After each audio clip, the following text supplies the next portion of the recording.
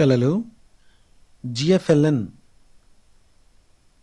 Foundation literacy numeracy అనే కార్యక్రమం 75 రోజుల యాక్షన్ ప్లాన్ లో భాగంగా తెలుగు, ఇంగ్లీష్, మ్యాథ్స్కి సంబంధించిన కృత్యాల్లో భాగంగా 3, 4, 5 తరగతుల వారికి ఇచ్చిన తెలుగు కథాంశాలలో ఉడత కోరిక అనే కథను కూడా మనం ఈరోజు చదివి ఈ కథలోని కృత్యాలను కూడా పూర్తి చేద్దామా?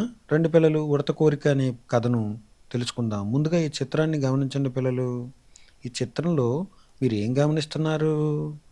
ఈ చిత్రంలో మనం కాకి, ఉడత, గాలిపటం, మేఘాలు, ఆకాశం చూస్తున్నాం. అంటే కాకి ఆకాశంలో ఉండటం సహజమే. కాకి ఆకాశంలో ఎగురుతుంది కదా పిల్లలు. కానీ ఉడత కూడా ఆకాశంలో ఉన్నదేంటి? ఈ విచిత్రమైన సన్నివేశం వెనుక ఏం జరిగి ఉంటుందో ఊహించండి పిల్లలు. ఓకే, ఇప్పుడు మనం కథలోనికి వెళ్దాం రండి.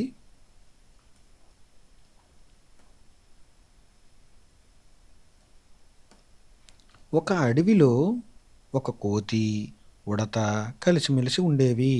అవి ఎప్పుడూ ఆడుతూ, పాడుతూ, ఎగురుతూ, దూకుతూ హాయిగా ఉండేవి. ఒకరోజు ఉడత దిగులుగా కూర్చుని ఉండటం కోతి చూసింది. అప్పుడు కోతి, ఉడత ఏమైంది? ఈరోజు ఎందుకు మౌనంగా విచారంగా ఉన్నావు అని అడిగింది. అప్పుడు ఉడత ఆకాశంలో ఎగురుతున్న కాకిని చూపించి, కోతిమామ, ఆ కాకి ఈరోజు నన్ను చూసి, ఓయ్, నువ్వు ఎంత ఎగిరినా దూకినా నేల మీద కొమ్మల మీద మాత్రమే, కానీ మాలాగా ఆకాశంలో ఒక్కసారైనా ఎగరగలవా అని హేళన చేసింది. నాకు కూడా ఒకసారి అలాగ ఆకాశంలో తిరగాలని ఉంది అని చెప్పింది ఉడత. దానికి కోతి నవ్వుతూ, ఓస్, ఈ మాత్రం దానికి అంత బాధపడుతున్నావా అని చెప్పి పక్కనే ఉన్న ఊరిలోనికి వెళ్ళింది. అక్కడ ఒక ఇంటి వరండాలో పెట్టిన ఒక పెద్ద గాలిపటాన్ని, దారం మరియు చెరకాను తీసుకుని వచ్చింది. ఉడతను బాగా కట్టిన గాలిపటానికి కట్టింది. గాలికి ఆకాశంలో గాలిపటం అటు ఇటు తిరుగుతూ ఉంటుంది. ఏమీ భయపడవద్దు అని చెప్పి గాలిపటాన్ని గాలిలోనికి ఎగరవేసింది.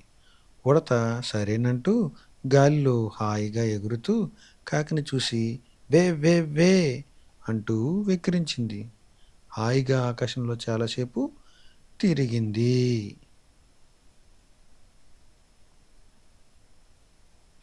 ఓకే పిల్లలు, ఇప్పటి వరకు మనం ఉడత కోరిక అనే కథను చదువుకున్నాం కదా.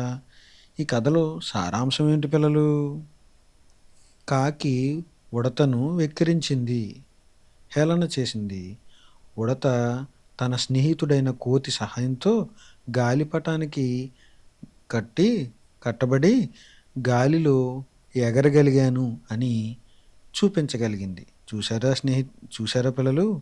స్నేహితులుగా ఉన్న మీ స్నేహితులు మీకు కొన్నిసార్లు సాయం చేసి మనల్ని గర్వపడేలా చేస్తారు.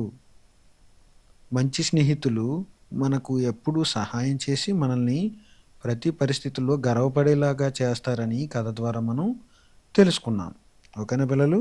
ఇప్పుడు మనం కథలో 5 అక్షరాలతో ఏర్పడే పదాన్ని, 4 అక్షరాలతో ఏర్పడే పదాన్ని, 3 అక్షరాలతో ఏర్పడే పదాలను వరుస క్రమంలో రాసి నోట్స్లో చదువుకుందాం.